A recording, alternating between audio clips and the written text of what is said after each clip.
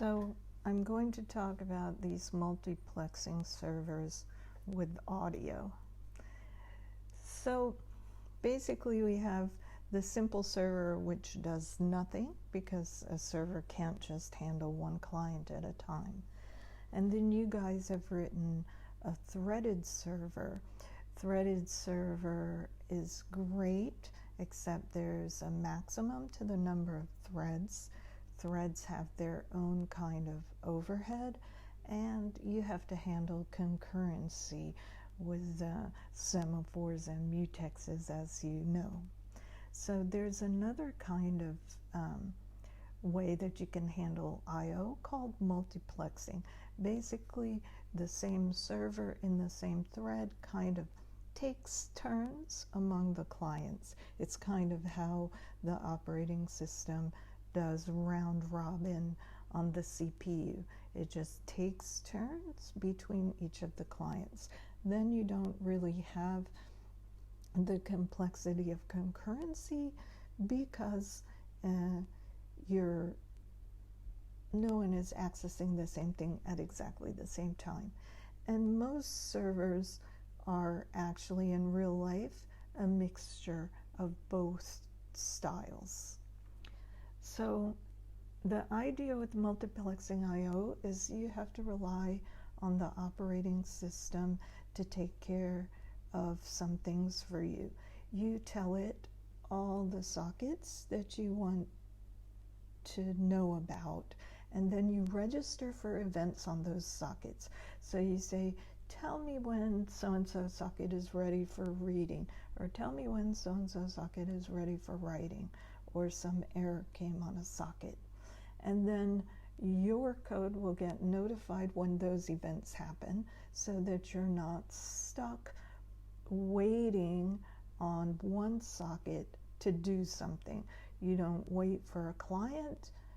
You can go about your own business in your server, and only when a client needs you, then you go to serve it.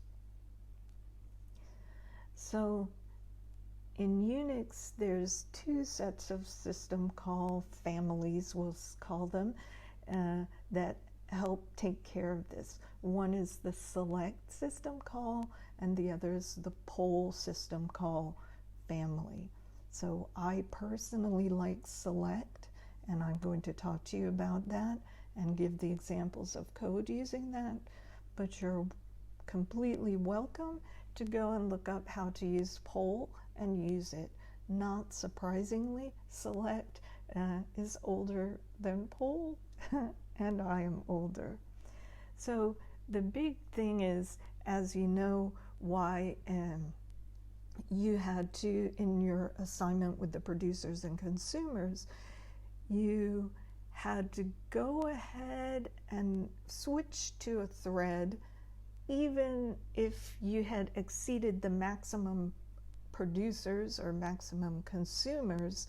The reason was because you couldn't call read on the socket to find out if it was a producer or consumer until you were in a thread. Because if you called read, then your main thread would block if that client didn't answer fast enough. And so you had an extra concurrency issue just for checking those maximums. So instead of blocking on read, which is just one socket, you block on this select system call, which is asking the operating system for events on all your sockets at the same time.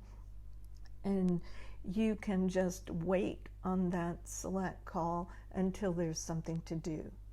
And actually, as we'll see later, select doesn't have to block. You can put a little timeout, and your server could even do some extra business in between.